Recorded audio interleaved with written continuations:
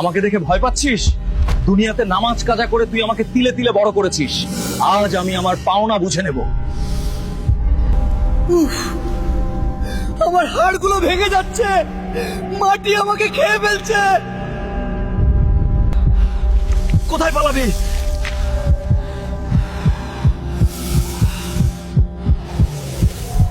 হায়, যদি আমি 2 রাকাত নামাজ পড়তাম, যদি আমি আজানের আওয়াজ শুনে মসজিদে যেতাম, আজ এই সাপ আমাকে স্পর্শ করতে পারতো না। ওরে সাপ, আমাকে একটু ছাড়। আমি শুধু একবার, জীবনে শুধু একবার আল্লাহকে সিজদা করতে চাই।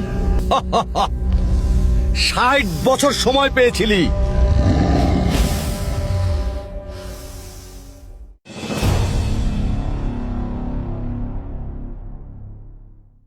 দুনিয়ার বন্ধু বান্ধব, স্ত্রী সন্তান সবাই আপনাকে কবরের গর্তে নামিয়ে দিয়ে চলে এসেছে।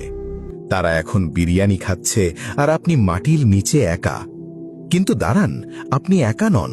যদি আপনি দুনিয়াতে নামাজ না পড়ে থাকেন, যদি আল্লাহর হুকুম অমান্য করে থাকেন, তবে আপনার জন্য অপেক্ষা করছে এক ভয়ঙ্কর নতুন সঙ্গী। তার নাম সুজাউল আকরা।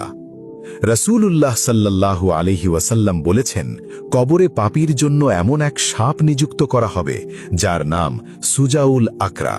সে অত্যধিক বিষের কারণে টেকো, মাথায় চুল নেই এবং তার চোখের ওপর 2টি কালো বিন্দু আছে। সহিহ বুখারী 1403। সে যখন কথা বলবে তার মুখ থেকে আগুনের হলকা বের হবে।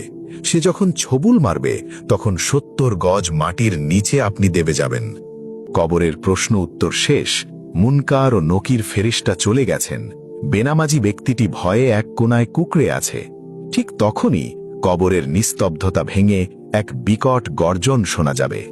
মৃত ব্যক্তি দেখবে তার পায়ের দিক থেকে এক বিশাল অজগর সাপ পেঁচিয়ে পেঁচিয়ে ওপরের দিকে উঠে আসছে। সাধারণ কোনো সাপ নয় এটি। হাদিসে এসেছে, এর বিষ এতটাই তীব্র যে এই সাপ যদি দুনিয়ায় একবার নিঃশ্বাস ফেলত, তবে কেয়ামত পর্যন্ত পৃথিবীর মাটিতে আর কোনো ঘাস বা গাছ জন্মাত না। সাপটি মৃত ব্যক্তির বুকের ওপর উঠে ফণা তুলবে। তার চোখের দিকে তাকিয়ে মৃত ব্যক্তি ভয়ে চিৎকার করতে চাইবে, কিন্তু তার গলা দিয়ে কোনো শব্দ বের হবে না। সাপটি মানুষের ভাষায় কথা বলবে। সে বলবে, আমি তোর সেই সম্পদ যা তুই আল্লাহর রাস্তায় খরচ করিসনি। আমি তোর সেই অবহেলা যার কারণে তুই নামাজ পড়িসনি। রাসূলুল্লাহ সাল্লাল্লাহু আলাইহি ওয়াসাল্লামের হাদিস অনুযায়ী এই সাপটি যখন একবার ছোবল মারবে, তার বিষের তীব্রতায় মৃত ব্যক্তি 70 হাত বা গজ মাটির নিচে দেবে যাবে। সে আবার মাটি খুঁড়ে ওপরে উঠে আসবে আর সাপটি আবার তাকে ছোবল মারবে। এই শাস্তি চলতেই থাকবে, চলতেই থাকবে কেয়ামত পর্যন্ত। ভাবুন তো, দুনিয়াতে একটা ছোট পিঁপড়া কামড় দিলে আমরা সহ্য করতে পারি না, আর কবরের সেই বদ্ধ ঘরে যেখানে পালানোর কোনো দরজা নেই, সেখানে বিষধর সাপের কামড় আপনি কিভাবে সহ্য করবেন? বেনামাজি চিৎকার করে বলবে, আমাকে বাঁচাও, হে আমার রব, আমাকে একবার দুনিয়ায় পাঠাও। আমি আর এক ওয়াক্ত নামাজও কাজা করব না। কিন্তু গায়েবী আওয়াজ আসবে, আজ আর কোনো ফেরার পথ নেই।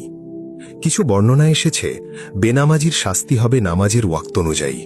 যে ব্যক্তি ফজরের নামাজ পড়েনি, তাকে ফজর থেকে জোহর পর্যন্ত সাপটি কামড়াতে থাকবে। যে জোহর পড়েনি, তাকে জোহর থেকে আসর পর্যন্ত পেঁচিয়ে ধরে হাড় মাংস চিবিয়ে খাবে। সাপটি তাকে জিজ্ঞেস করবে, তোর কি মনে ছিল না যে তোকে কবরে আসতে হবে? তোর কি মনে ছিল না যে আল্লাহর সামনে দাঁড়াতে হবে? দুনিয়ার কাজকে তুই নামাজের চেয়ে বেশি গুরুত্ব দিয়েছিস, তাই আজ আমি তোর কাজ। সাপটি তার নখ দিয়ে, অন্য বর্ণনায় এসেছে ফেরেশতারা লোহার হাতুড়ি দিয়ে মৃত ব্যক্তিকে আঘাত করবে। এক আঘাতেই তার শরীর চূর্ণ বিচূর্ণ হয়ে যাবে। আবার আল্লাহ তাকে জোড়া লাগিয়ে দেবেন, যাতে সে নতুন করে আবার কষ্ট ভোগ করতে পারে।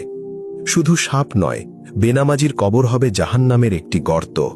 রাসূল সাল্লাল্লাহু আলাইহি ওয়াসাল্লাম বলেছেন, বেনামাজির কবরে আগুন জ্বালিয়ে দেওয়া হবে এবং সেই আগুনের উপর তাকে দিন রাত দগ্ধ করা হবে। তার পাঁজরের হাড়গুলো একটার ভেতর আর একটা ঢুকে যাবে। সাপটি তাকে পেঁচিয়ে ধরে এমনভাবে চাপ দেবে যে তার মগজ, নাক ও কান দিয়ে গলে গলে পড়বে। সেদিন তার কোনো বন্ধু থাকবে না, কোনো উকিল থাকবে না। তার সঙ্গী হবে শুধু তার বদ আমল, যাই কুৎসিত সাপের রূপ ধরে তাকে গ্রাস করবে।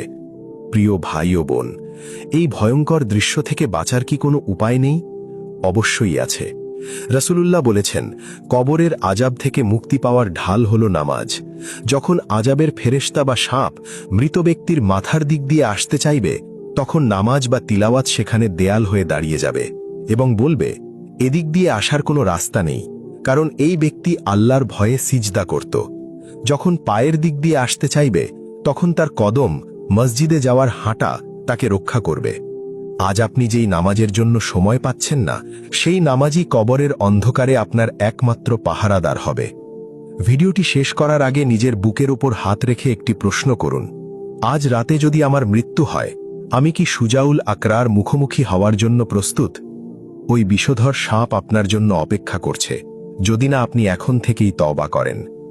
আসুন, রমজান আসার আগেই আমরা পাক্কা নিয়ত করি, জীবনের শেষ নিঃশ্বাস পর্যন্ত আর এক ওয়াক্ত নামাজও ছাড়ব না। হে আল্লাহ, আমাদের সবাইকে কবরের সাপ এবং জাহান্নামের আগুন থেকে হেফাজত করুন। আমিন। সবাই কমেন্টে লিখুন, ইয়া আল্লাহ, আমাদের কবরের আযাব থেকে রক্ষা করুন।